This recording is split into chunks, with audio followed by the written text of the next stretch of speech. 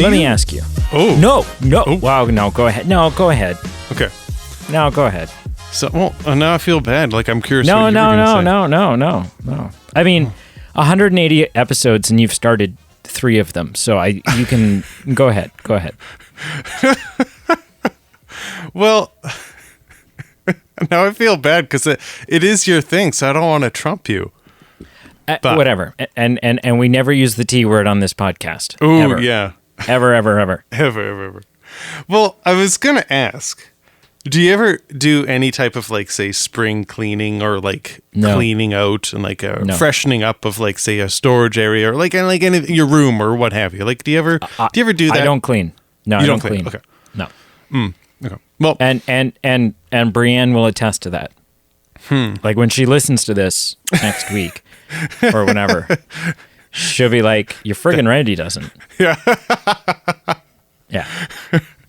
Well, I guess I was going to get into this, and I'll lead the question or the answer I was expecting you to get. But you know, we as human beings, as individuals, we can get kind of like, you know, in our rut or our blindfold or blinders on of like the daily grind, and we start doing things, and soon a week becomes a month, becomes a year, and we start doing things.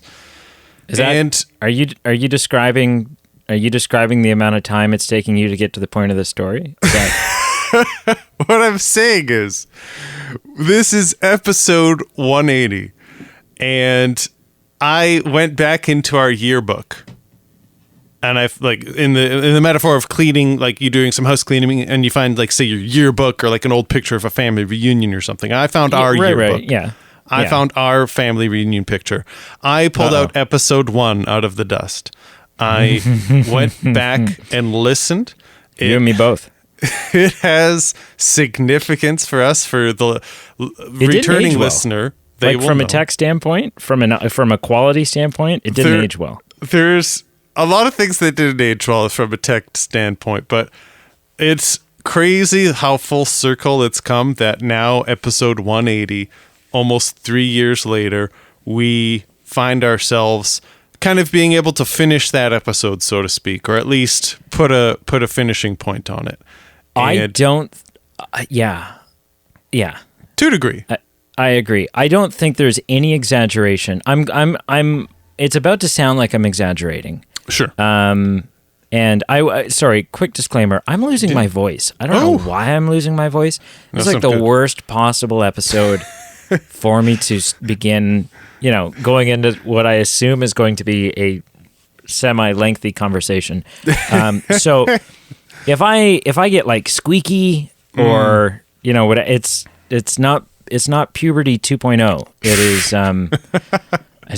I don't know. Vocal cords are hating me today. But Sure. this is going to sound like an exaggeration. Sure.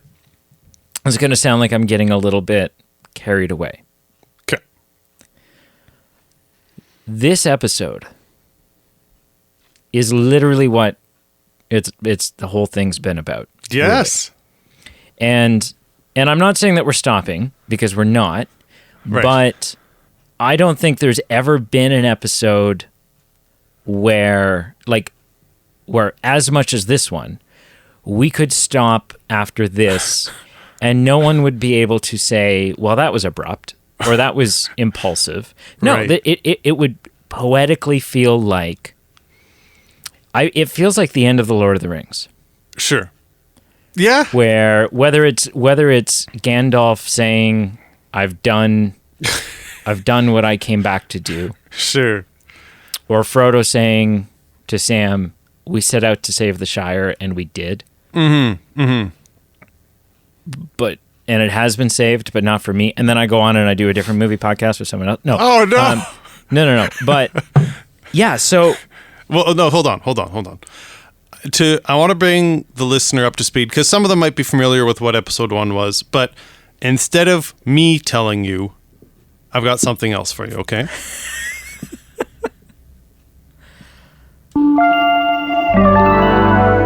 That's like the deja vu ringtone. Here we go. Are you ready? okay, yeah. All right, here we go. as previously stated, I adore Batman. Pretty much everything about him. Okay. And I am 100% positively pro Robert Pattinson playing Batman. That is a statement. So, I mean, clearly episode 1, all about Robert Pattinson, all Yeah. about the hype that was around it at the time, because it wasn't even like official at the time. It was like rumored. And I think it was like, it was I like think pretty, it was pretty it had certain, but leaked. like it was, Yeah. And we talked about it. We thought about how interesting it could be, and we had to wait a heck of a long time to actually get a chance to talk about it. But here we are. 180 episodes. Listen, 180. in the last episode we did, I think it was the last episode, or maybe the episode before, Yeah. you were talking about how in some regards we are, we're quite opposite. But also that sometimes we're on the same brainwave. Sure. Literally this morning, I said to Brienne, and I was going to, things got, I'm not recording in my home studio. I'm on the road right now. Like, oh my everything's. gosh. Anyways, so I didn't have the chance to do this. It didn't pan out. But I said to Brienne, I'm thinking about pulling a clip from Nice. from episode 1 and playing it tonight. And there we are. And then you did. And We then you did it. did. You did exactly what I was thinking of doing. So that's just so funny to me. Yeah. Oh.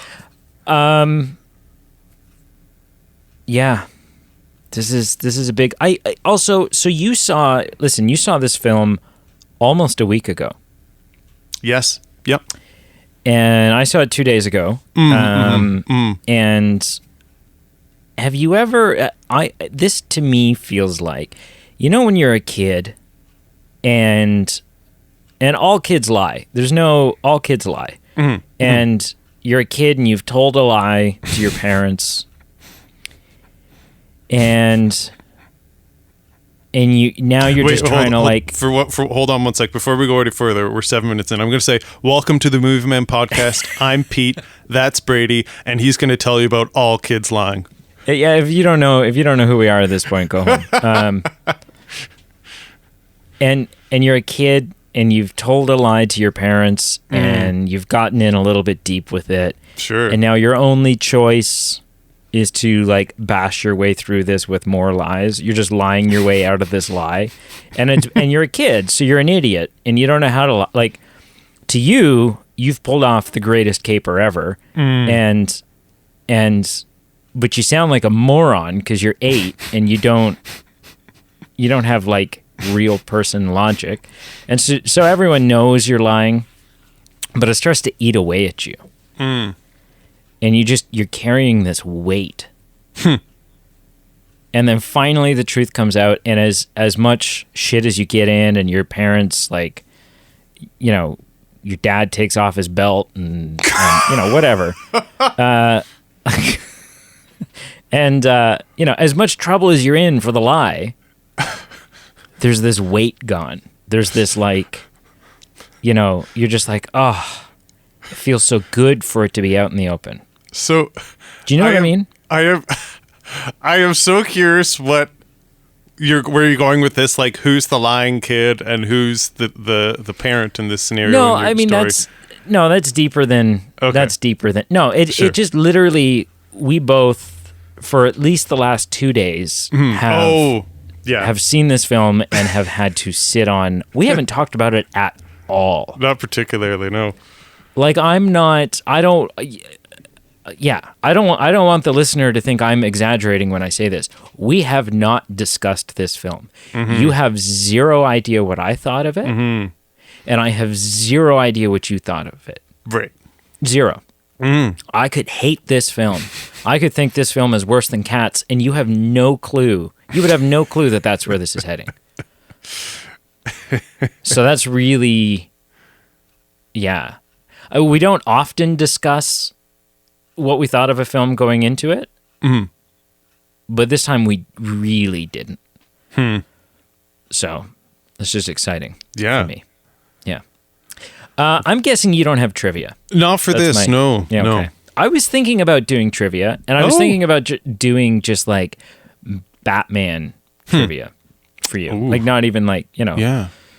like I don't know, things like what is the true identity of Batgirl? Huh.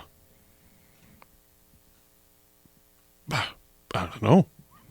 Barbara Gordon.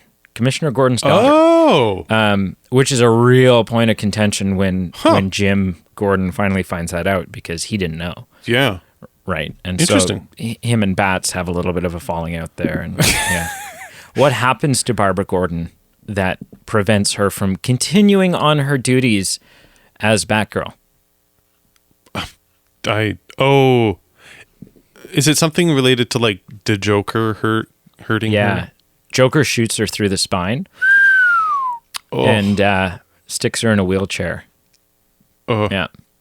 Yeah. But then she becomes like, she's Ned. She's the guy in the chair.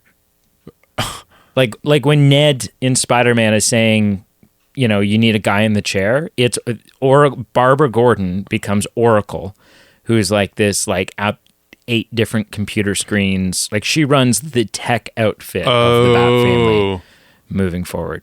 But anyways, yeah. Not like guy in the chair as in like she's in a wheelchair. No. Like, okay. Yeah. Person at the keys. Yeah. Yeah. So, anyways, that's just kind of a haphazard. That's trivia. cool. Doesn't really, That's cool. Yeah. Yeah. So, Let's get 180 into it. episodes leading to this very moment. To answer the question, was I right? I made a prediction, a bold prediction, as you outlined in that clip. I made a bold prediction 180 episodes ago. Was I right? I think so. This is less definitive than I thought it was going to be. No, I was trying to figure out how I'd answer that, because I think just specifically talking about the portrayal that Robert Pattinson did, I think I liked him as Batman. I wasn't as keen on him as Bruce. So there's an issue with him as Bruce that we'll get into. Okay, but I didn't walk away thinking, wow, they had made a mistake casting him. And I enjoyed, like I said, I enjoyed some things more. Some things I thought they could have changed, and not changed actors, just changed specifically with him. And I think overall, I'd say good. Okay. Yeah, I think overall I'd say good. I would not contradict your hot take. 180 episodes again. I would overall agree. I don't think he's my favorite Batman, but I was pleased with it, and it was at least interesting to see him in that role. Okay. Did it hold up with you? If Robert Pattinson is second, he's second only to Michael Keaton. Sure. And I think if he's second to Michael Keaton, it's very possible that there is a heavy nostalgia influence happening there. Right. So like if I were if I were able to strip away that nostalgia and look at it completely objectively, which I can't. But if I were able to, he may still be second, but I don't know, he might not. Sure. It's close. Yeah. It's close. Okay. Dude, this movie is bonkers. Listen, he is the first, I will say this, he is the first person to play Batman where it really feels like someone took a look at the comics and got Batman right. Interesting. Batman is affectionately referred to as the world's greatest detective. We've never had that until now.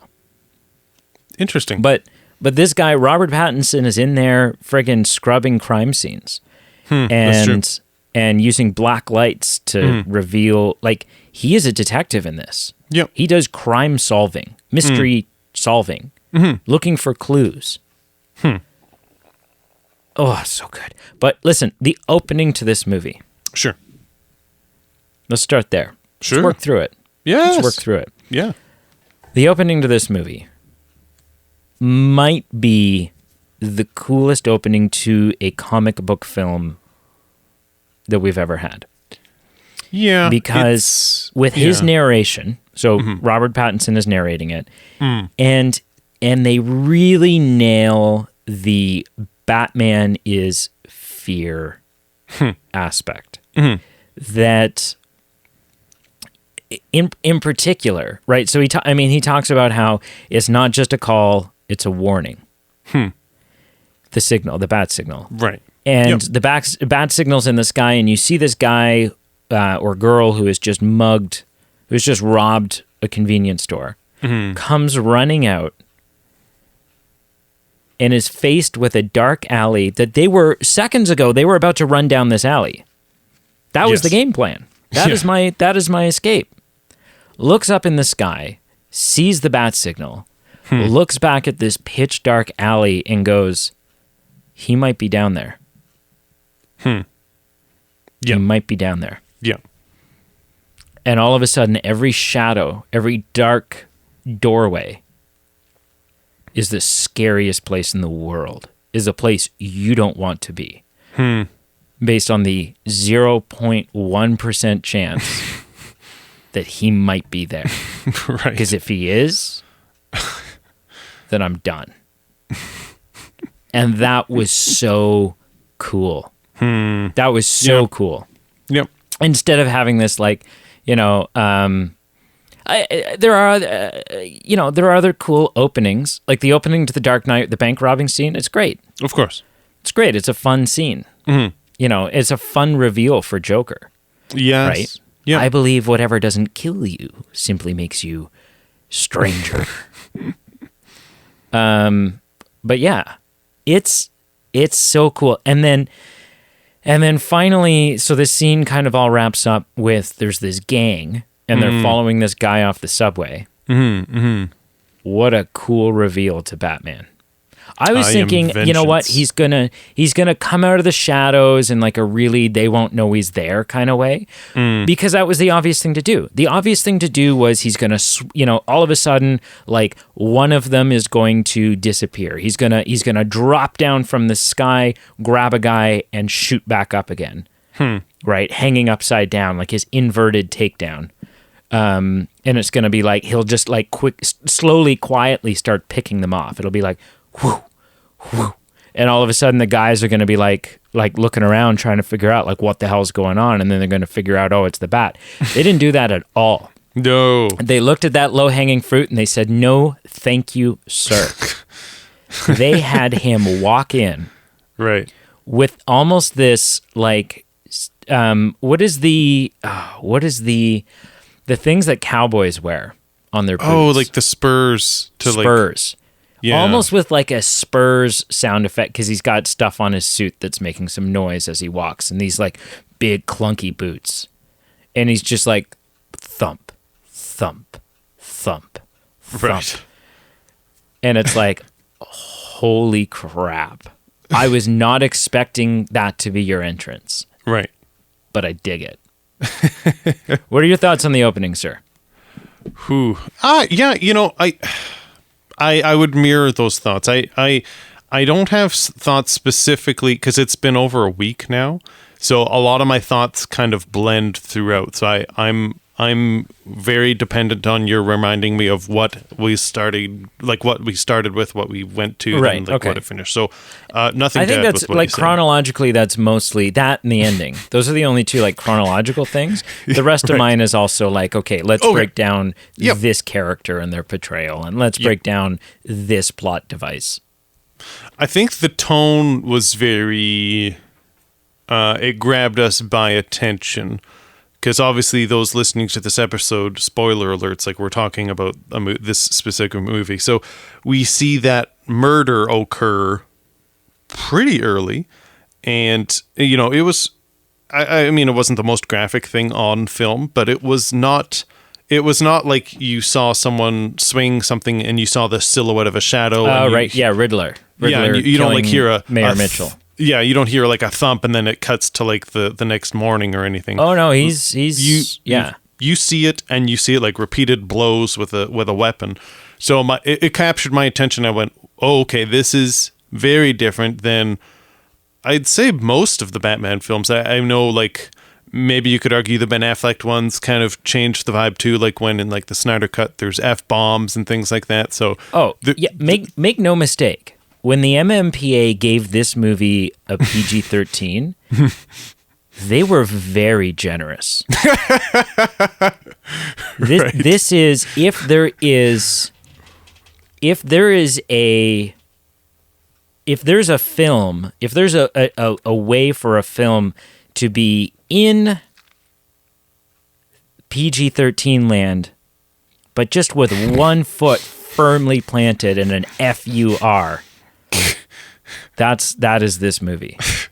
Oh yeah, no kidding. This is the darkest PG-13 I have ever seen. Yeah,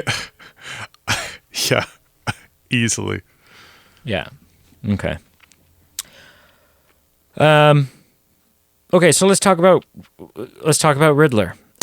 Yes. Very different take. Very different take on Riddler than what we've seen in the past. We've seen him in our series. We've seen him twice. We saw him in the Adam West one. Yep. And then obviously we saw the famous Joygasm Jim Carrey portrayal. You know, the riddle me this kind of thing that he does. Very different.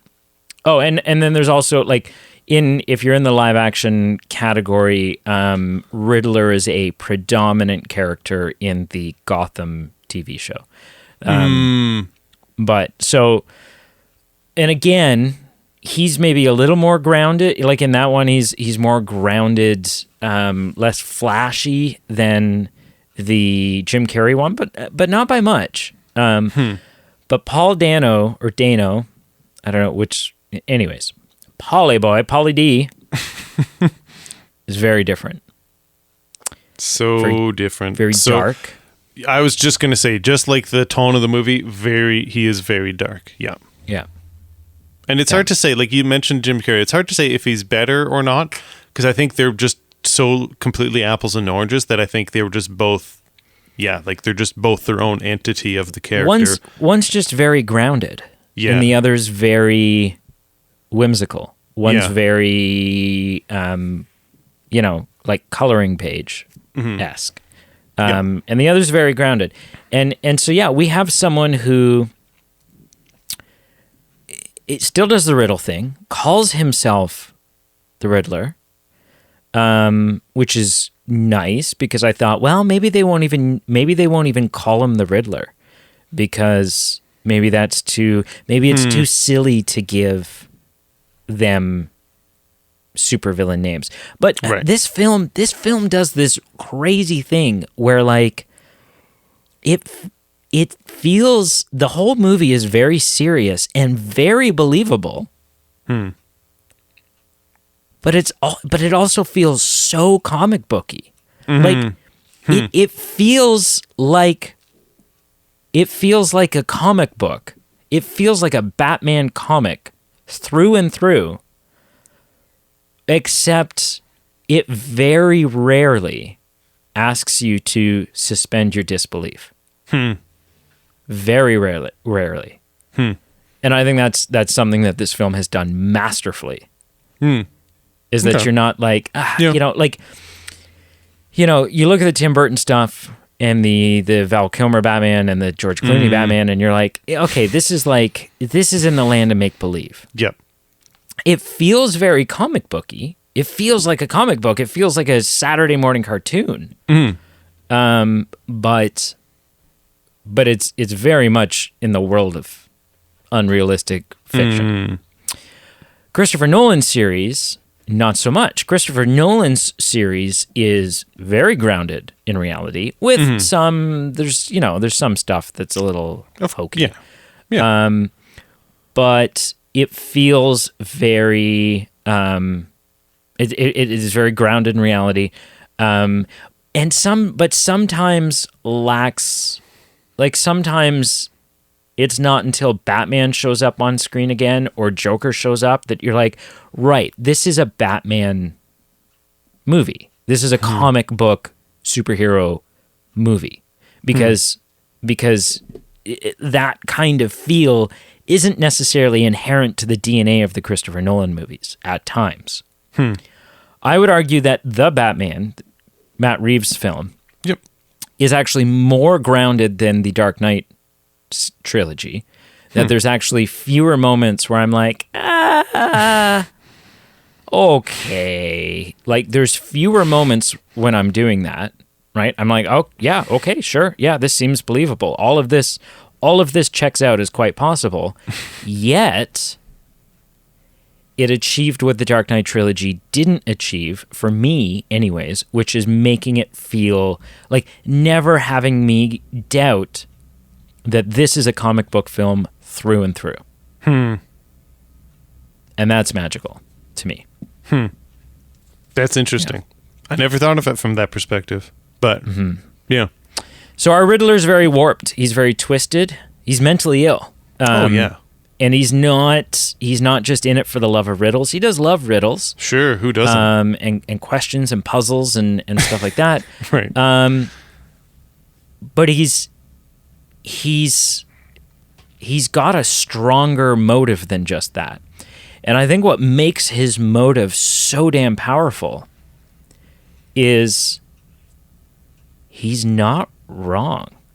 The issue isn't with his motive. The issue is with his methodology, right? So, like, yes, he's killing people. Sure. But he's killing scum.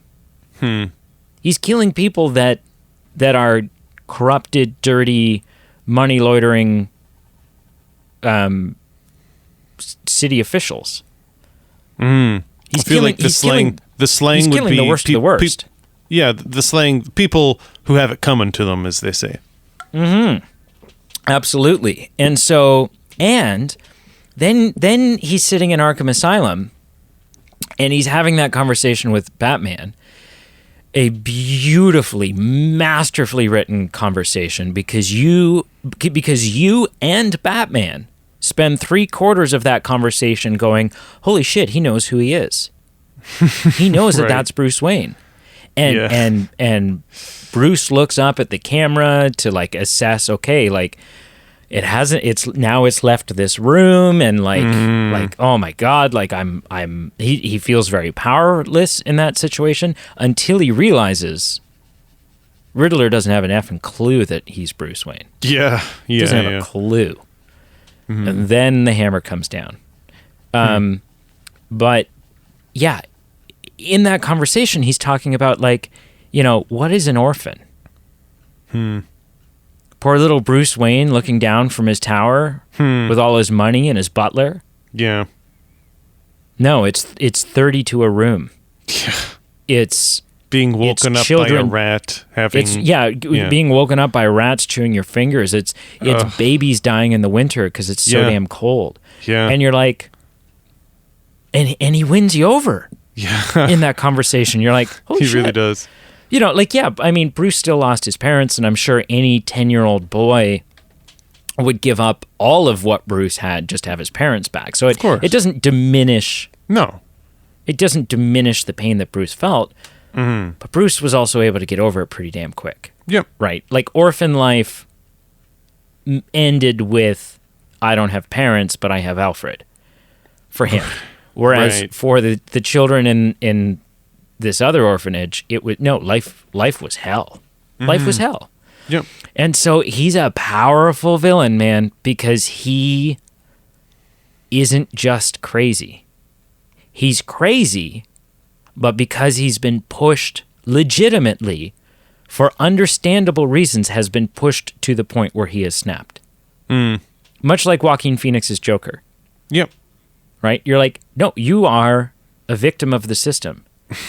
And you're just not handling it well. Yeah. But that's what makes him so powerful. Talk to me about the Riddler, man. Yeah. I feel like feel like I'm not alone, or at least I don't think I'm alone in this. Another Paul Dano film where I literally want to punch him in the face almost every scene that he's in. I think the only other thing I've really seen him in was that stupid Swiss Army Man movie you made me watch. Wasn't he... Now, am I misremembering? Wasn't Paul Dano in Prisoners? Oh, maybe. Yeah. So Maybe. I haven't seen him in a lot. Maybe not making that connection, but maybe. Yeah, I haven't seen him in a lot, and I think just could be recency bias, but I just feel like every time I see him, he's playing someone that I want to question or shouldn't like because of what they're doing to other people on screen. So, but I mean, that is a good thing. That means Paul Dano's doing his job effectively in this case, right? Yeah, he's a good actor. He's a good actor. I think he even made Marshall's top 10 on our episode 100, I think it was. I think you're right. When we made our top 10s. Yeah, I think he was good. I think I liked him. If it was like a graph, I was like at my highest interest of him to start. And not that it went downhill, but like I was less enthralled by him as the film went on. Not that I thought the acting was worse or that the character, the way it was written, got worse. I just think I didn't see this film for the realism that you saw it in, and I think that's just because I'm a different human being than you. And so, What? Really? well, Newsflash. so they say. So they say. So I think with some of his schemings and like plans throughout the end, I think sometimes I'd go, okay, this on paper makes sense. I just, in practicality, I'm not sure if he could pull all this off in the way that he was planning. So I think there were some times where I went, okay, now it's getting a little bit into the comic book area of things, which some people would like, which some people would enjoy. And Yeah, for I me, mean- I was like, okay, I've been saturated. I think I liked him a little bit more early on. But at the end of the day, it is a comic book film. 100%. 100%. And I'm not saying it went from me to enjoying him to me hating him. It just went from me going, this is really interesting to, okay, I think I've had enough. But Okay. Yeah, that's Yeah. fair. and that I don't mean that as a critique. Question. Mm-hmm. If I were to put Oswald Cobblepot, the penguin, from this movie, if I were to stand... Here's a question. Please. If you and I sat down, unknowing, you had no idea, like suspend disbelief in this scenario a little bit. Of course. If we sat down and, you know what, over the last couple of weeks, you and I were hanging out, we bought, a couple pizzas, some cases of beer, whatever, we're hanging out, we're kicking back, and we're like, we should have a Colin Farrell marathon. And so we're just like, we're super saturated in Colin Farrell. We're very familiar with his appearance, his personality, his accent, his acting style, all of it. Right? At this point, where we could basically call ourselves Colin Farrell experts. And then I was able to track down the real Colin Farrell in movie ready to go after 4 hours of prosthetics and whatnot being applied. And I stood him in front of you and I said, who do you think this is? Actor. Right. And I'll tell you right now, they're a famous actor. I'll give you that much. Who is this? Yep. How many hours would we sit there before the person who you had just watched 35 times over in different films is the person who crossed your lips? Let me answer your question with an anecdote. Regular listeners of the show this will come as no surprise, but like of the two of us, you are A, more of the Batman fan, and B, more of the I'm up to date, or Brady, I'm up to date on more like the gossip or rumors or like announcements of Hollywood. And sometimes you'll say it on the show and I'll go, oh, no way. I mean, oh yeah, totally great. Yeah, I totally knew that. And I was driving home from this movie. You didn't know. No, well, You knew. I knew he was in this film, but then literally the credits rolled and I was like, wait, I thought he was supposed to be in this film. Like, who did he play? Like, I couldn't remember who he was supposed to play. And I Googled and I'm like, wait, he was the penguin that whole time? Right? And So I went home and I'm like, wow. He did an interview. He did an interview on, is it James Corden? And he was talking about, like, they pull up a picture of it, and he says it probably the best when he says, like, look, he says, like, look at the picture, man. I'm not even there. I'm not even there. Like, you stare at this all day, and I'm like, nothing about me is there.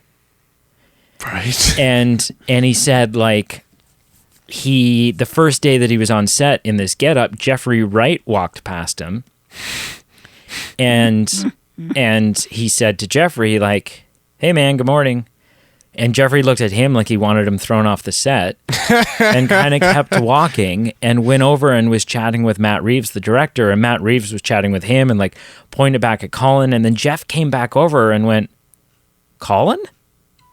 And then, like, everybody had to like get a picture and like get up close and, like, look him right in the eyes and, like, try to piece it together. Like, knew it was him, but we're trying to find closure in that. We're trying to reconcile the fact that was him.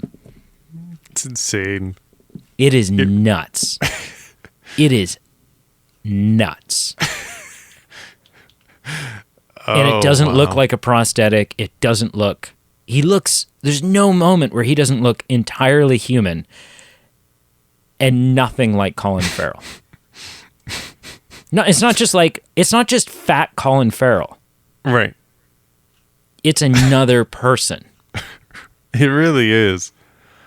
I'm trying to think of a comparable transformation that we've seen in cinema where we can go just be that shocked about who portrayed the character and how different they were. And, like, just a similar comp as far as how shocking it was. And I'm at a loss. Even Christian Bale in Vice. It's still fat Christian Bale. You're like... It's remarkable. It's remarkable, but you're like, I can easily. I can figure out that's... Like, once someone says... Oh, yeah. Because that's a true test, too, right? Is, like, someone could say, oh, it's Christian Bale. Mm-hmm. And you would go, oh, okay, yeah. Whereas if you and I had seen this Batman movie together, I could have leaned over to you the first time he showed up on screen. I could have said, that's Colin Farrell. And you'd have had no reason to doubt me. But you would have, deep down, you would have been like, what? Yeah. I don't know. Is he messing with me? Like, what gives here? Exactly. Because in the example of Christian Bale, like, I would classify that as it's almost like an age transition where it's like, okay, you're representing a certain character, but you more just look like an older version of yourself with some extra weight and a few different, things here and there. With Colin, it's like a complete transformation, like in every facet. Isn't that the transition that we're all going on, though? In what way? Or just a slightly older with more weight version of ourselves. Yeah, we're all going to be playing Dick Cheney someday. Yeah, hope so. That's the goal. Hope so. But I liked him. I liked the design of him. I liked that he had scarring that made his nose seem somewhat beak-like. Sure. They didn't just make him a mobster. They gave him you kind of look like the Penguin. But also you're still very grounded in reality.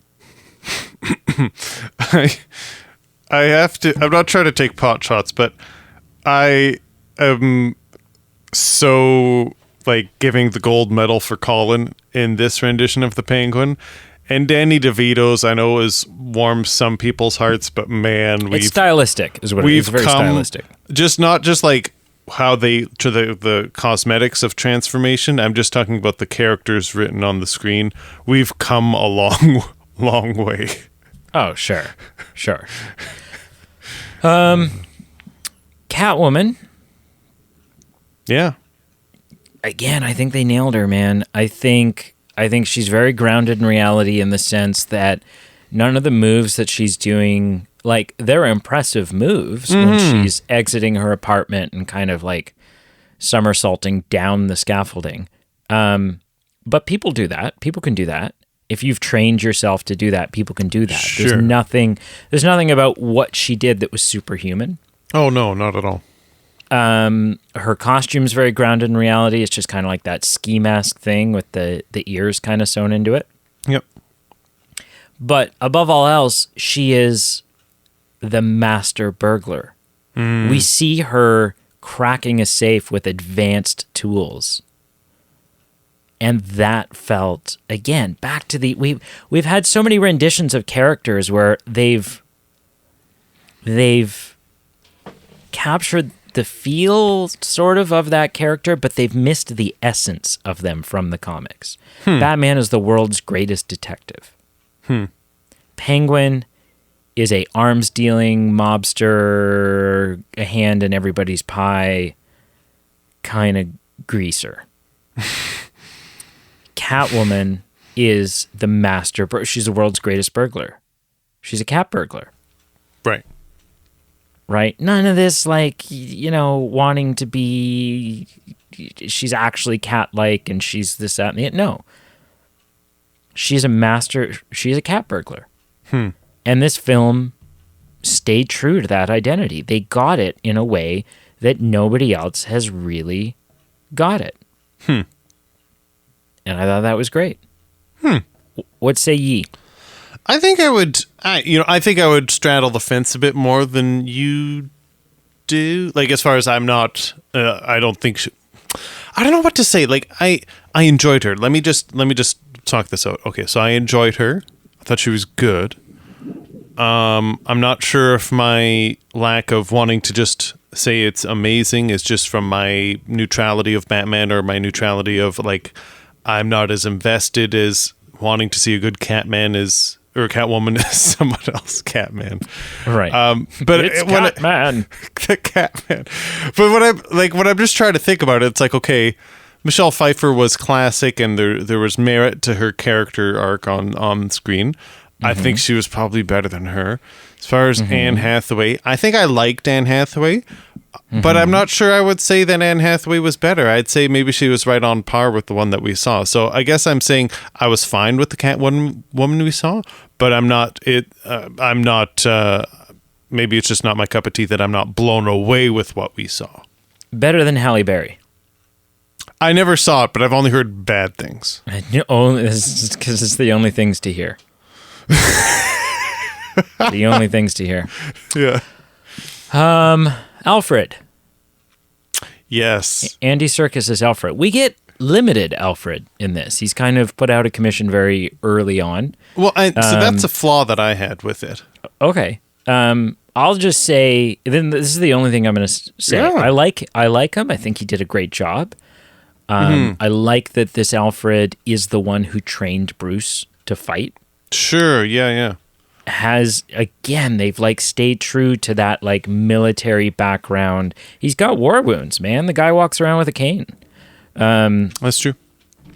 And the only thing I'll say is they got me. There was full on, until they show him lying in the hospital bed, I thought, holy shit, Alfred's dead. They just killed Alfred. Yeah. And I'm like, maybe that's why he's not in the trailer all that much. Is because maybe Alfred dies. Holy crap. Of course he doesn't.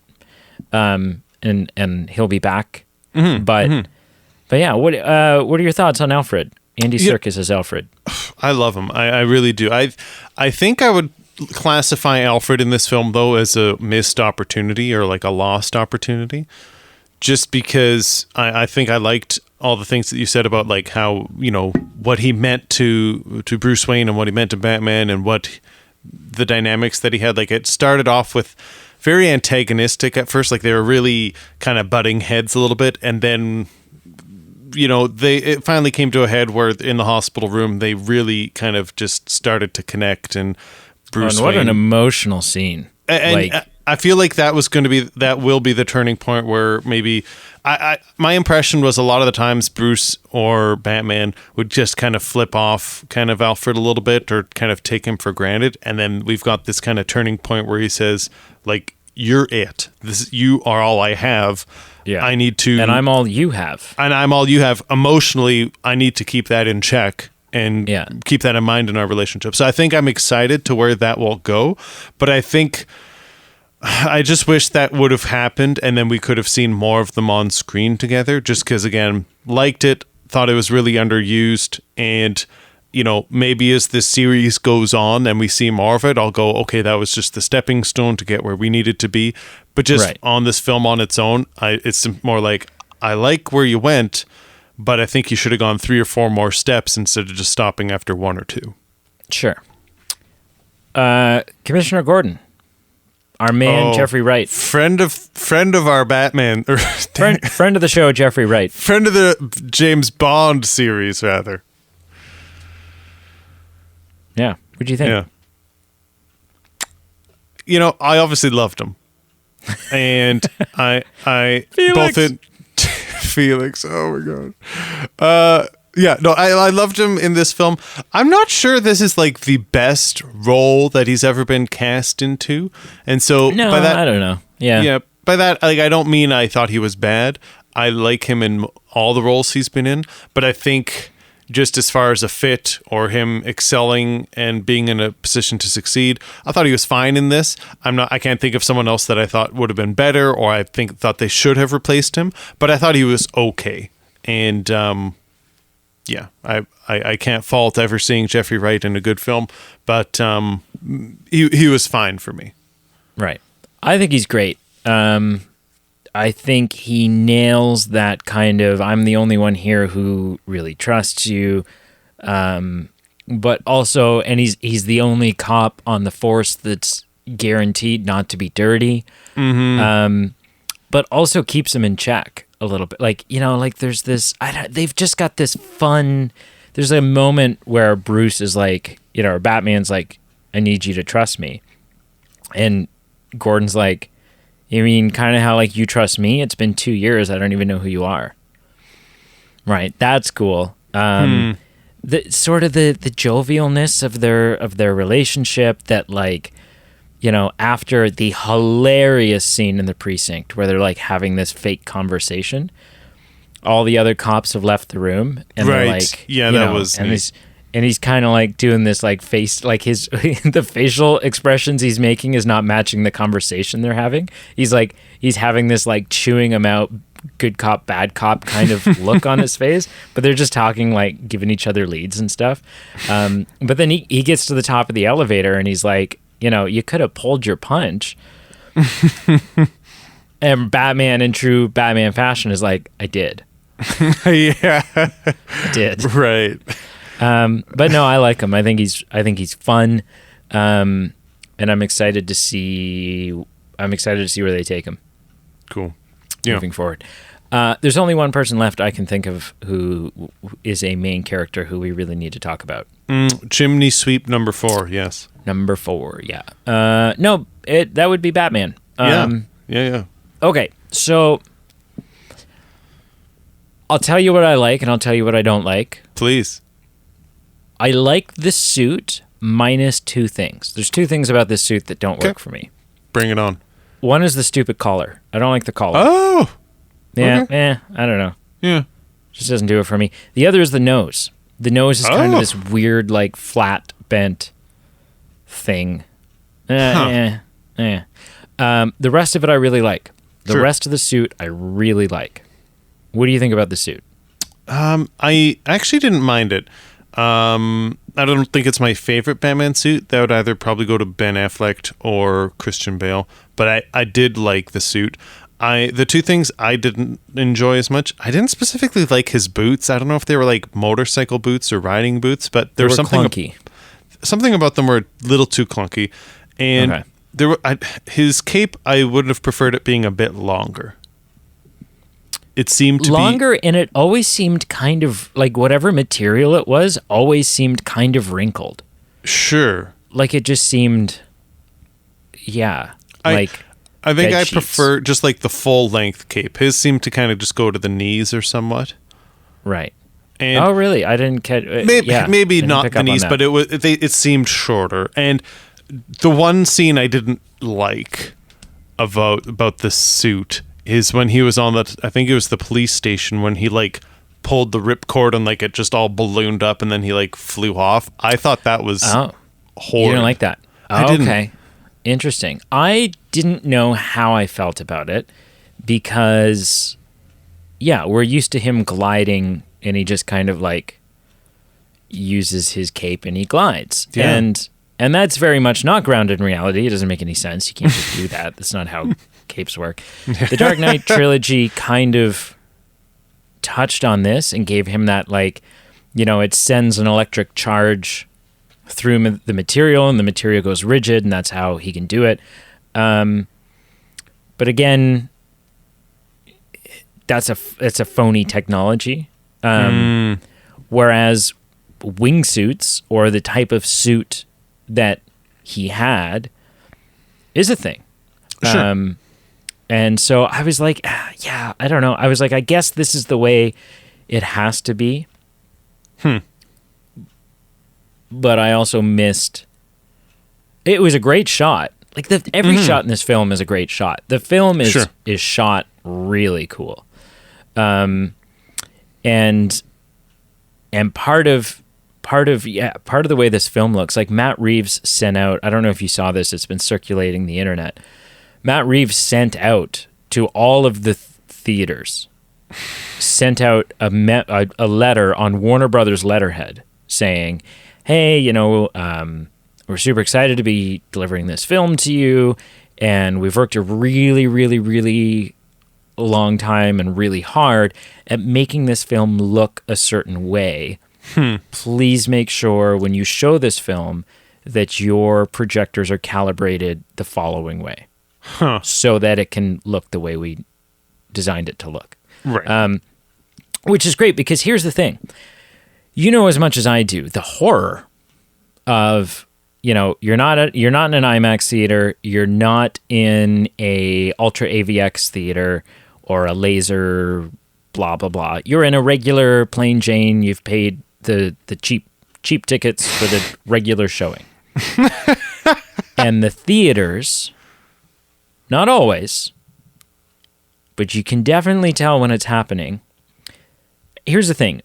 Theater projector light bulbs, ridiculously expensive. Okay. And so there's this horrible practice out there where theaters dim the bulbs on the projectors to make them last longer. Increase the lamp life. Sure. Okay. Yeah. So, and you know it as well as I do. Everybody knows it. You've been sitting in a movie and you've been going, this seems dim. Like, this seems like hard to see in some spots, and it's not crystal clear.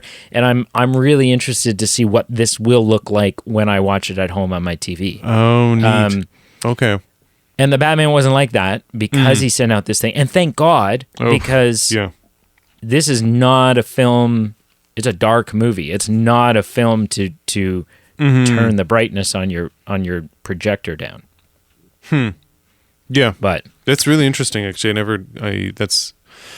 you always have a insight to the technical aspects, and it's obviously with your background of like content creation. And I think just the lamp life thing is quite interesting. That's cool.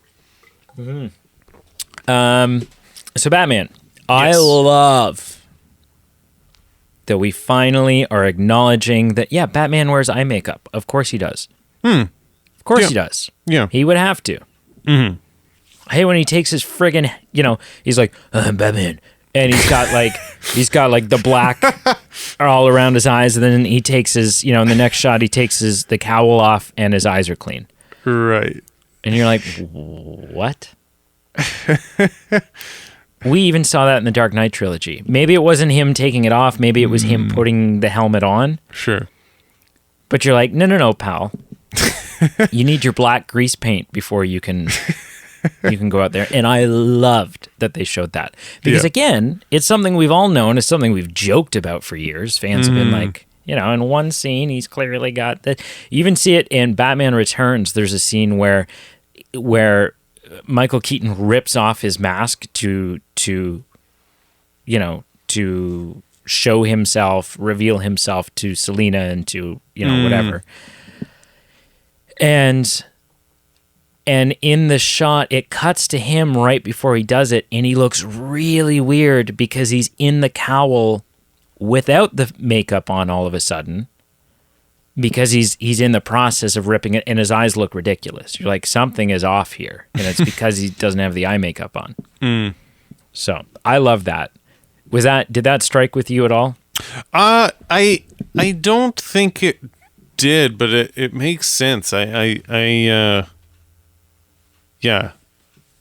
I'm trying to think of, did Ben Affleck have it? For some reason I thought, but maybe not.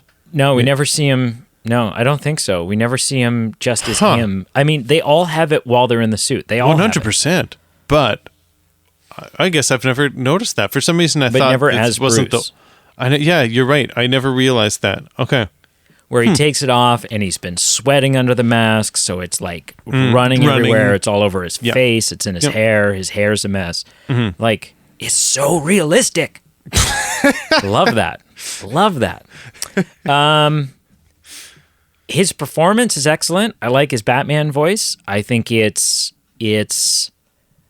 right where it should be. It's definitely better than Christian Bale's. It's where I like Christian Bale, and he's still my Batman. I think it's where Christian Bale's voice should have been, because it has the disguise in it, like it has the misdirection in it. But it's you can't tell that. You're not gonna think that's Bruce. There's nothing Bruce about that. It's like you have a sound effect on your soundboard.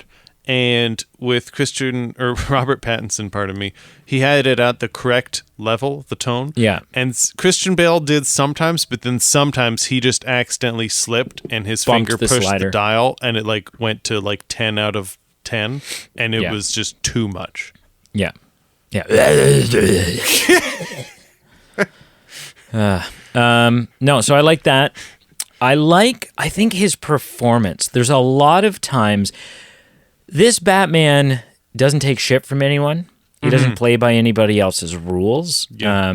And we see that in scenes where like someone will ask him a question or say, "Hey, you're not supposed to be in here." And instead of justifying the fact that he's in there or dignifying it with a response, he just kind of stares at the cop until the cop lowers his gun. It's true. But there's a lot of eye acting that Robert Pattinson does in this movie. There's a lot that he conveys simply with his eyes. Yep. And I thought it was really well done. I will say, I'm not going to delve into it too much. I do want to talk about Batman from a story standpoint. Sure. But just on the overall performance, the one thing that's lacking, you said you didn't like him as Bruce, and I think I know what the issue is, or I know what the issue is for me. And that's that every iteration that we've had of Batman and Bruce are two very different personas. Sure. Whereas, you've got with the Christian Bale one, you've got the, swear to me. And then he's like, I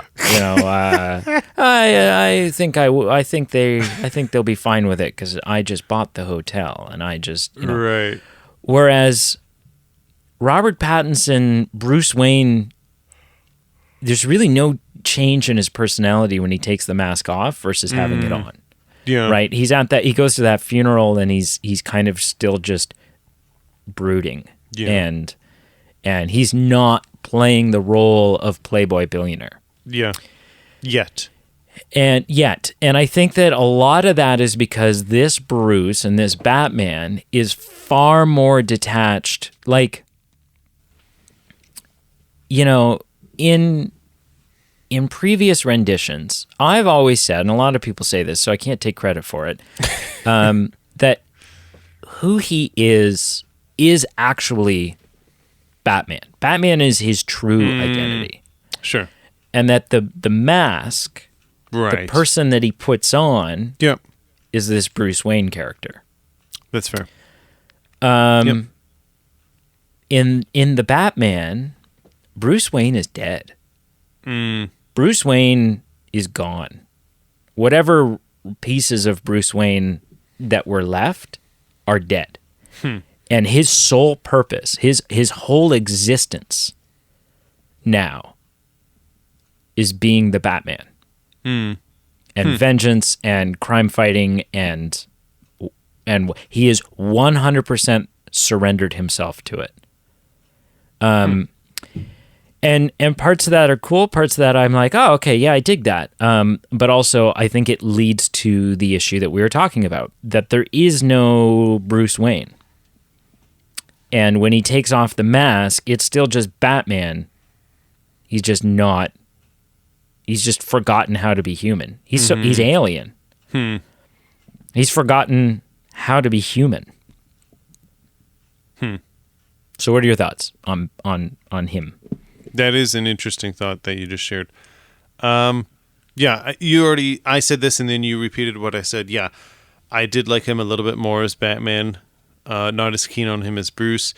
When I saw the film, I was undecided about this kind of biker drive that he had going on, because I thought that was very contrasting to what we've seen, where either is the playboy in previous films, like he's driving down like the street in like $100,000 Mercedes Benzes or Maseratis or things like that, or he's doing his detective sleuthing in the Batmobile itself. So having this kind of like, it's not even alter ego, but just like this low-key kind of getting a pulse on the situation without drawing attention as Batman, but it not being like an eccentric billionaire. Like, I thought that was a unique jive. I'm not sure if I like it because it's unique. I'm not sure if I think it's out of place because it's so unique.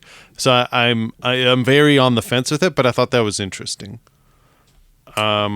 Something I think they did with it that I really like is the duality of him arriving at the Iceberg Lounge. And he arrives as Batman. Oh, yes. And he's like, do you know who I am? Like, Yes. the dialogue is exactly the same. I want to see the Penguin. Or I want to see, not the Penguin, I want to see Falcone. Yeah. The second Yeah. time it's Falcone. And it just kind of, I think that scene was there, served the purpose of showing Bruce sometimes the Batman is not the right answer. Sometimes Bruce Wayne will get you further. Yeah. I thought I forgot about that scene. I'm glad you brought it up. I thought that was excellent writing to have that mirroring, those mirroring scenes. I thought they were great just from visually, just like getting a kick out of them as a viewer. But yeah, just for the point that you just said. Yeah. I got a bit of a gothic feel from it, and I'll say what I mean by that. So, like, just from his environments, like his actual home itself had this gothic vibe to it. And I won't say this as a flaw, but I'm surprised by this. Some of the Bruce Wayne scenes, he had his hair kind of long and kind of coming across his face, and I wasn't sure for all the kickback that some people gave for having Robert Pattinson be Batman, saying, oh, you know, you can't have this emo vampire doing this. I thought that I was surprised that they went for visuals of his hair and visuals of him kind of appearing in that kind of gothic tone. I thought that was bold for them to do, leaning into something that some people might say, this is why we didn't want him in the first place. So Right. I was shocked by that. I'm not saying it was bad. I was just surprised. Right. So they did, like, Matt Reeves' direction, like one of his main visions for the character that he told Robert Pattinson is that that this Bruce is going to be kind of loosely based off Kurt Cobain. Oh, okay.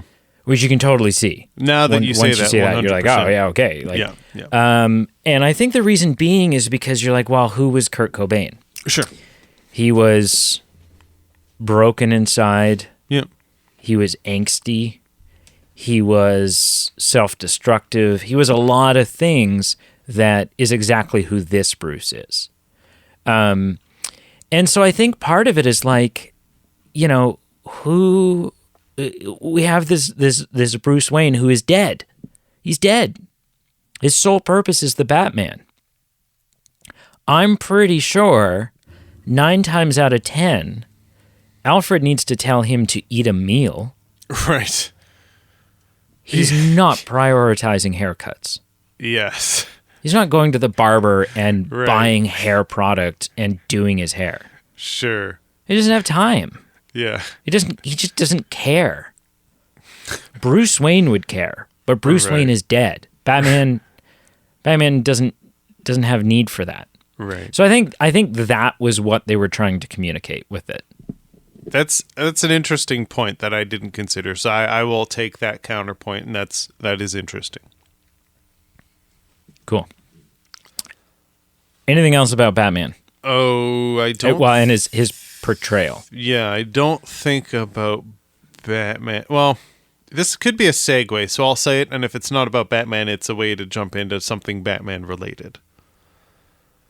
I absolutely despised and was revolted and threw up in my mouth a little bit with this Batmobile. I thought it was horrid. Really? I honestly think when I left the theater, there was a 1994 Honda Civic that was missing the hood, had like a miscolored door, and the muffler was hanging on the ground. I would have been just as okay if that had been the Batmobile. I was not a fan. Interesting. Okay. Yeah. Did you like it? Interesting.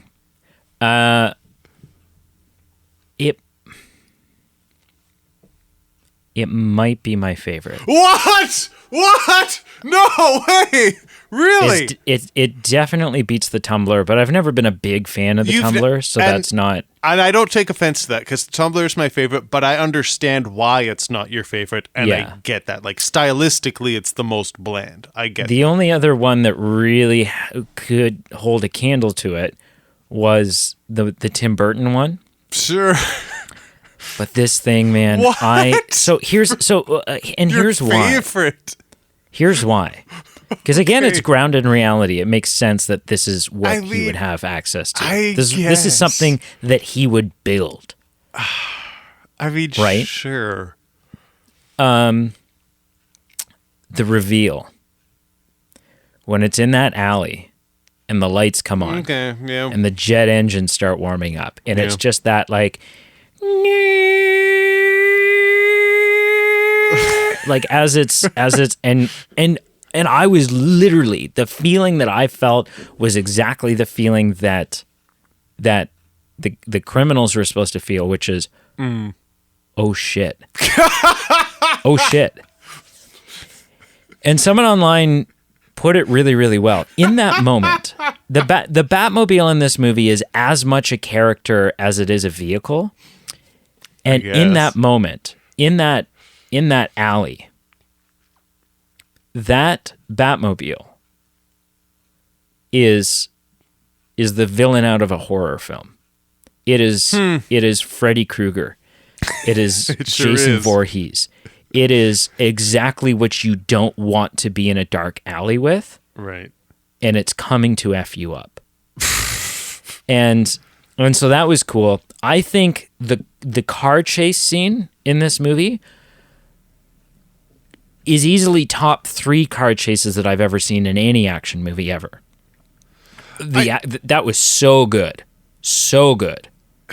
You know, I will say that there were times that I thought it was getting long, but then I think at the end of the chase scene, I thought, okay, no, maybe it's not my favorite chase scene in film, but it was very captivating, visually interesting, and I didn't mind it by the end. And then really fun when it comes through the flames. And Yeah, hits that's- and sends his car flying. That's one of the parts, like when in the rearview mirror coming through the flames, I was like, Oh oh my boy. gosh. Okay, that's visually stunning. Yeah. Yeah. So I really, really like this Batmobile. And I also really like, for different reasons, I really like the Bat bike at the end. Because it had this, like, it had the ears on the front of it. And I was like, ooh, this feels comic booky. This feels like what Batman in the comics would be on. Is this motorcycle where the front of it looks like the head of a bat. I'm like, that's cool. That is comic booky. But again, but I believe it. I buy it. let's talk about. Pin that thought for 1 second. There's one character that we skimmed over. Doesn't need a lot of time. I think this is where I'm about to go. Then you Maybe. go for it. No, go for it. Well, no, what character are you? Just John Turturro. Ah, okay, yeah, okay, that's not where I'm going. But yeah, Okay. Not Falcone. a lot to say. Not a lot to say. Like he wasn't the most fundamental character as important as he was. No, but he's good in everything he's in. He really is. I did enjoy him in this role. Yeah. Yeah. Yeah. Yeah. Okay. Let's talk about a character we missed. Okay. Chimney sweep number 6. But no, and the first thing on this list that I'm unsure of. I'm not going to say I dislike it. Okay. But I don't know how I feel. All and right. that and it will surprise you.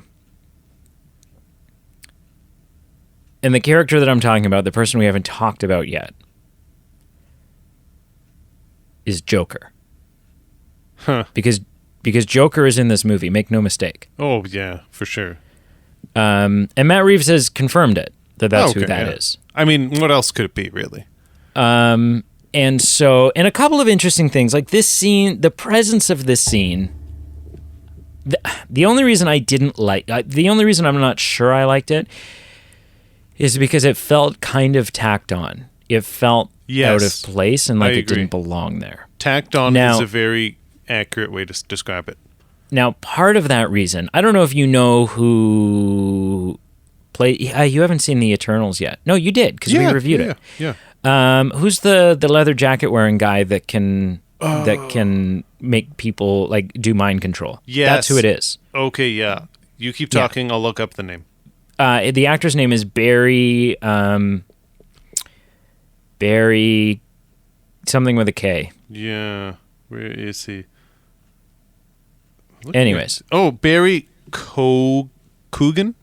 Coogan, yeah, Coogan. Barry Coogan. Yeah, or Keegan, maybe. Who knows? Played Druig in Eternals. Druig. Yeah. So that's who that is. Okay, I did not know that. I saw him in the IMDb list for this film, so that fills in that blank. And so what we know about this Joker so far is that he has, and this is like stuff that the director's revealed and stuff like that, he has a condition that he's had since birth that forces, he can't not smile. Like something about the muscles in his face, the smile is just there and he can't make it go away. The other things that we know are there were additional scene shots. So there are 3 main deleted scenes in this film that Matt Reeves will release at some point, he has said. And in one of those deleted scenes, Batman goes to Arkham Asylum and talks to Joker because he needs help profiling Riddler. He needs to pick the brain of an insane person so that he can track down and figure out the next move of this other insane person. And in that scene, there's a line where Joker says to Batman, "It's almost our anniversary, isn't it?" So, I mean, what this tells us, and this is pretty obvious, because if Joker is in Arkham Asylum, someone put him there. And we also know that this Joker has all of the seeds. All of the seeds are planted for him to be the Joker. He just isn't he hasn't self-proclaimed that yet. Sure. He hasn't taken that moniker on. But if he's in Arkham Asylum, someone put him there. Oh, yeah. And if it's year 2 of Batman and all of the criminals and some of the cops and whoever else are scared shitless of Batman, Batman's taken down someone big. Like, he's got history in Gotham, right? He hasn't been doing a lot of nothing for the first year and a half of being Batman. So he has history with Joker. They've tangoed. And Batman's put him there almost a year ago, close to a year ago. because it's almost their anniversary. So that's it. That's what we know. And I just don't know. It feels maybe I would have felt differently with those other scenes. Maybe I would have felt like, really, this is crowded. We don't need this. Don't show this to me yet. But then also something about the way they did this felt kind of like just a copying Batman Begins, where they're like, oh, here's this playing card, like right at the end, being like, oh, by the way, there's a Joker. Yeah. Like that felt kind of like a ripoff of that. Well, and yeah, because I think you hit it. It felt like a tack on an add-on, and you know me, I love the Dark Knight trilogy more, so I'm always going to lean in that direction. But at least that is an add-on. But at least it's done tastefully and kind of just subtly and in a very nuanced way, where you get a brief description of someone, and then you flip. He leaves a calling card, and it's a Joker card from a playing deck, and you just go, ooh, yeah. With this, it's an add-on, and it's this prolonged, hey, we're friends, ha ha ha. I liked his laugh. I guess, but I was, something I was like, if you're going to give me a new Joker, you need to give me a laugh I haven't heard. But, I guess. But I need to feel like that's important. menacing and that's the Joker. It's important. You're right. Yeah. Yeah. So I liked that. I don't know. We'll see. Yeah. We'll see. It's a small nitpick. Oh, yeah, for sure. I want to touch on something. This is a pretty big... it's pretty big. And it might be kind of like the rest of our discussion here. Will kind of be... I doubt that, because I have a question for you. Okay. Well, what is your question? It's more open-ended, and it's more about the Batman universe, so I would rather do your topic do it at first. the end. Okay. Yeah. So this kind of coincides with... You sent me a Twitter article that I was kind of already... Sure. I hadn't read that article, Yep. and it presented an interesting angle. But yeah, so listen, the Batman that we get at the start of this film is very different than the Batman we get at the end of this film. Yeah. The Batman at the beginning of this film is not a hero. He's not. Like even when he beats up that gang in the alley, preventing them from beating this guy up, he doesn't offer him help up. Right. He doesn't say it's okay now. He just kind of looks at him. It's true. He wasn't there to save that guy. He was there to beat up those criminals. He's not hope. He's vengeance. And throughout the film, a bunch of stuff happens. And there's a few lines where he talks about, like, I need to be more. I need to be something more. And so that's kind of a big moment. And kind of, makes him realize, okay, well, I need to be more than just what I've been doing. I think the conversation in Arkham Asylum where he realizes that Riddler has felt empowered by what Bruce is doing, that a costume, some fear, and some carefully placed violence is enough to get your message out and do what you want to do, cause the change you want to change. And then another big turning point for him is when is it Madison Square Garden? No.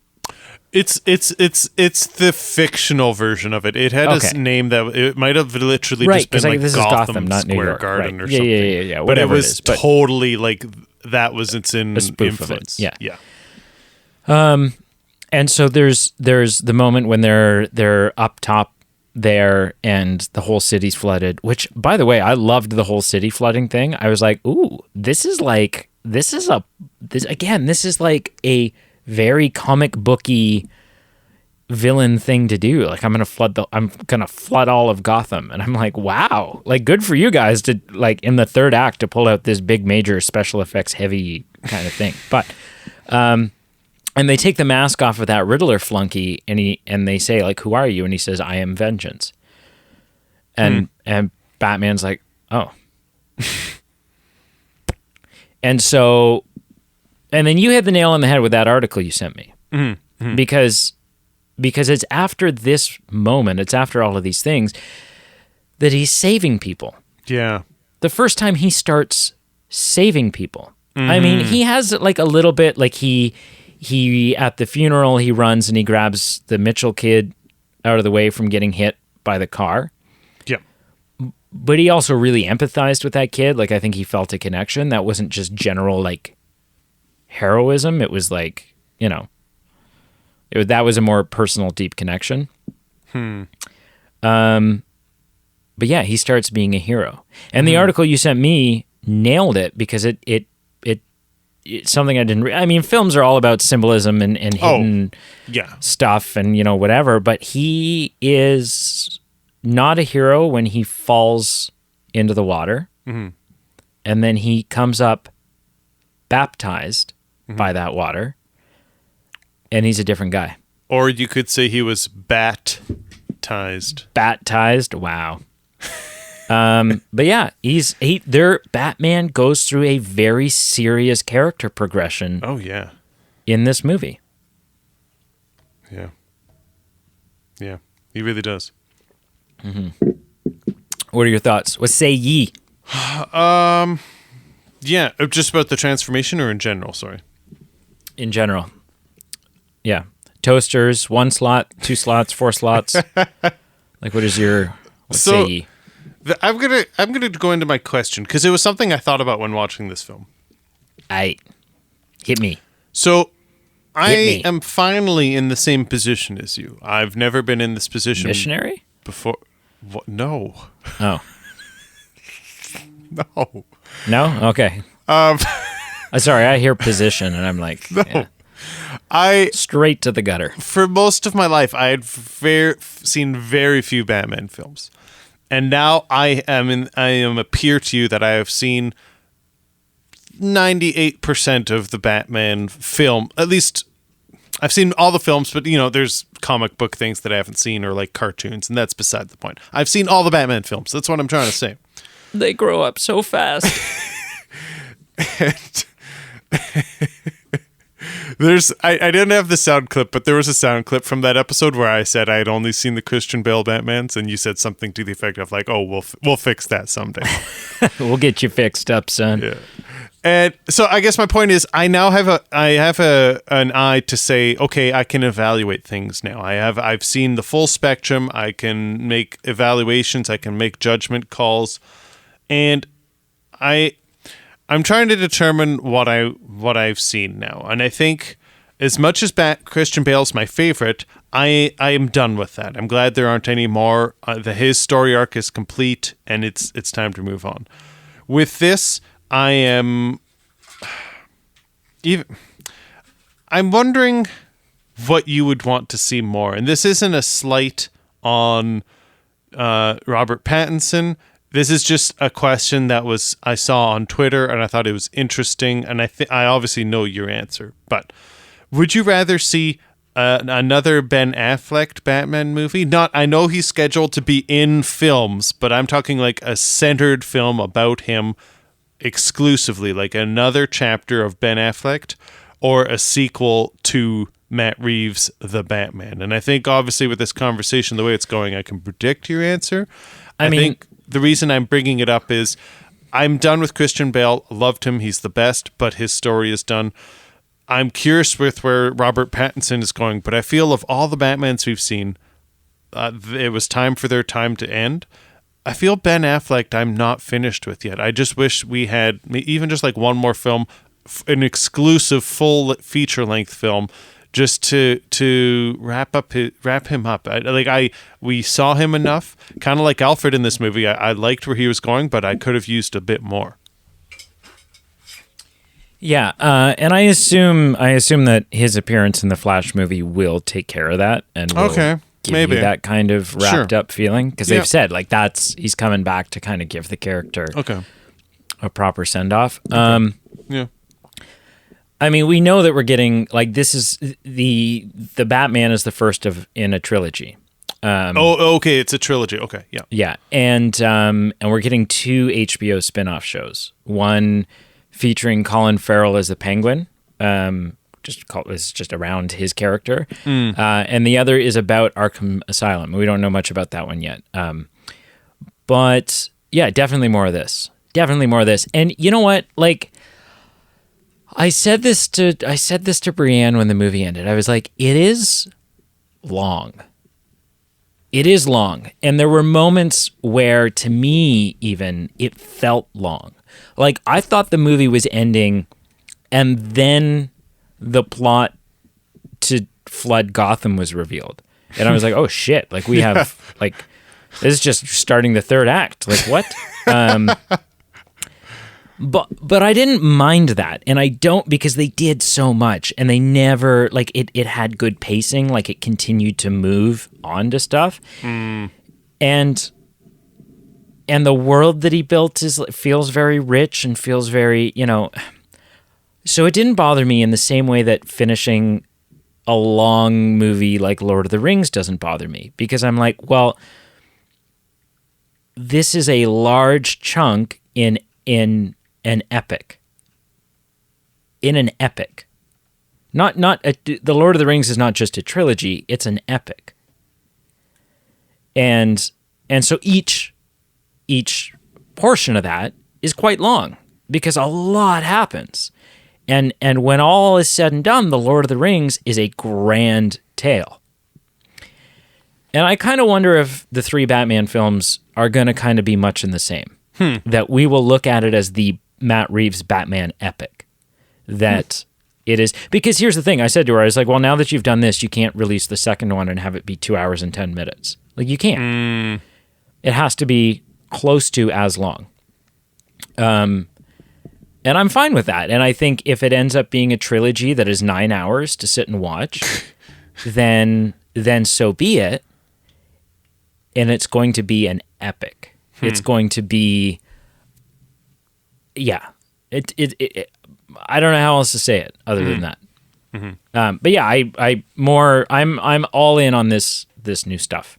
Cool. And I like it because it's not connected to anything else. Like, don't get me wrong, I love shared universes. I love the MCU. I love bits of the DCEU. But part of what made Joker so great is it's not connected to anything. It's just its own story. Yep. Free of the responsibility of making sure that it doesn't screw up the continuity of anything else. So, yeah. What about you? You were saying you want more Ben Affleck.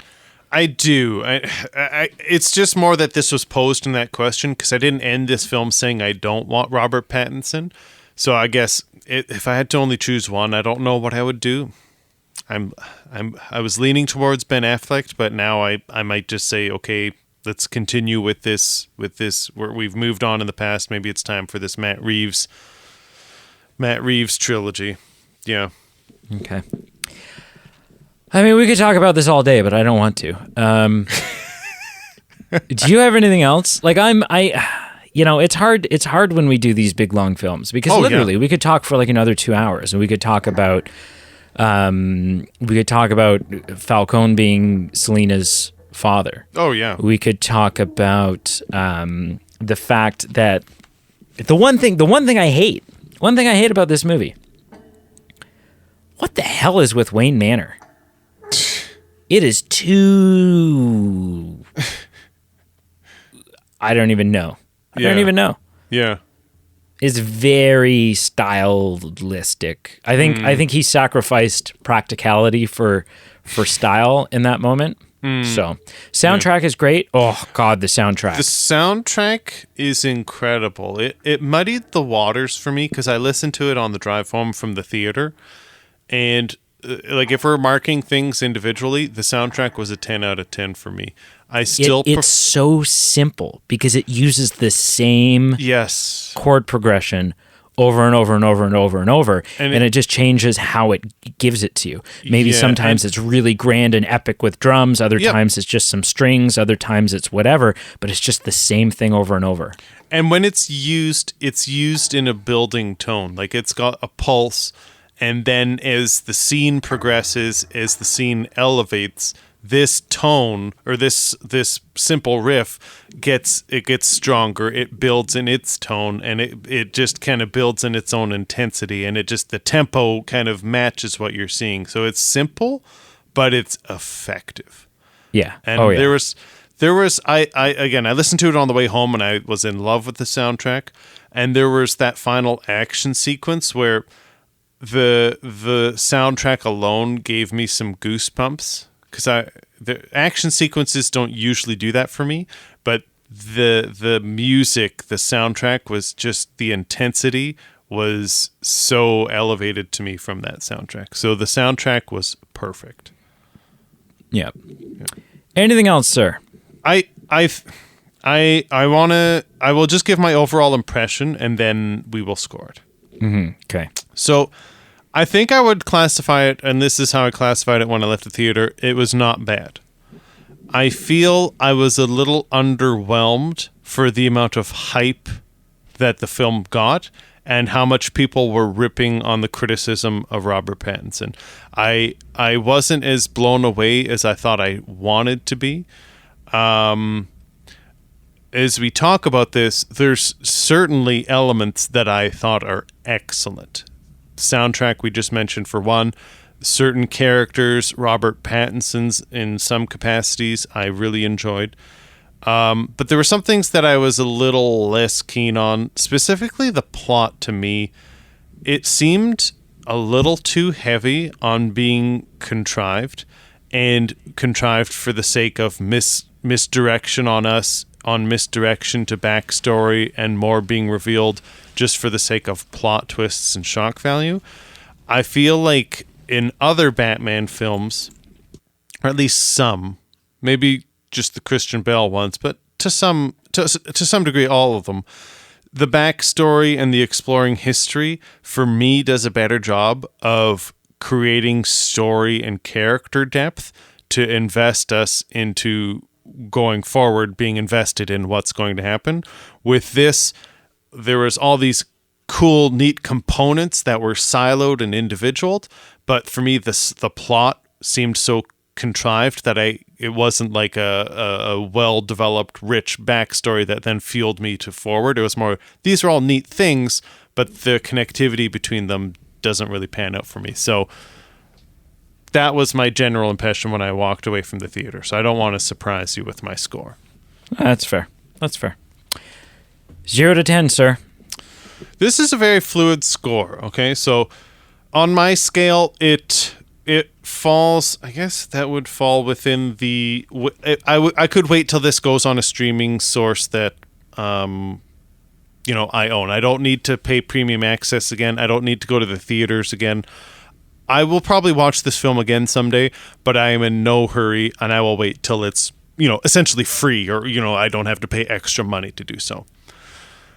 I think on a scale of 10, I think I'm falling at a 5 for right now. Middle of the road. Middle of the road. I honestly walked out of the theater thinking a 4. And after thinking about some of the things, after talking about some of the things, I almost went to a 6. So I'm going with a 5. It's right in the middle. I think there's 50% of content that I was great with, I enjoyed, and like the soundtrack was one. There were 50% of things that I was either take it or leave it. The Batmobile didn't like some things. But again, I don't say 5 out of 10 as a slight. This movie was a fun movie to go see, and just visually, I'm not talking about special effects or action sequences. I'm just talking about visuals of lighting and different shots that are used and panning on the city of our characters, but in the sunset overlooking the city. Just, we have come a long way in the 30 plus years where, stylistically, visually, there were some very rich visuals in this film that I cannot say for 30 years ago or 25 years ago or insert blank. So 5 out of 10, but it was a fun movie-going experience. Right. What do you give it out of 10? 9.6. Holy Hannah! Yeah. A couple issues with it, but they're overlookable in the grand scheme of they finally got, from a comic perspective, they finally got Batman right. Okay. They finally nailed him. Yeah. Yeah. Yeah. No, that's fair. That's fair. You know what? This makes sense that of all this flashback that we had for you loving Batman, for believing in Robert Pattinson, and for everything that you just said, makes perfect sense. Cool. What'd you watch this week, sir? Our usual segment of what we watched. I think this week it is going to be nothing. I'm trying to look at my list. I think it was just the Batman, and I think that was it. So I will pass back to you. Nothing to add this week. Okay. And what did you watch this week? Nothing. Wrap it up. Before I wrap it up, I do have just one more thing to say. I wrap up episode 180, which, if you do the math... don't. If you do the math, in 3 years, that's 60, on average, 60 episodes a year. Yep. Which is, on average, more than one episode a week. Now, I know... Yep. I think the real big boosters here are the James Bond 007. series.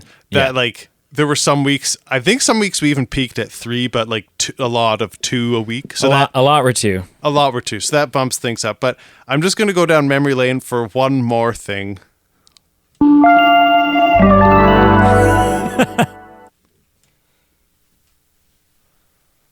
going to do this a lot. Like a lot, hopefully. Mm-hmm. Pete's shooting me a dirty look.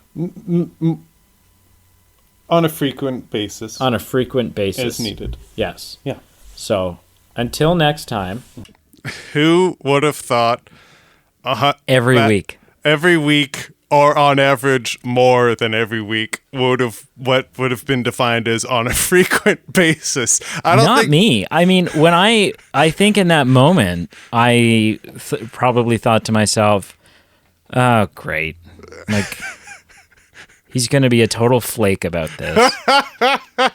It's going to be hard to ever, like, I'm going to be constantly chasing after him. Yeah. And then after 3 or 4 episodes, I'm going to be like, well, I don't have the time or patience for this.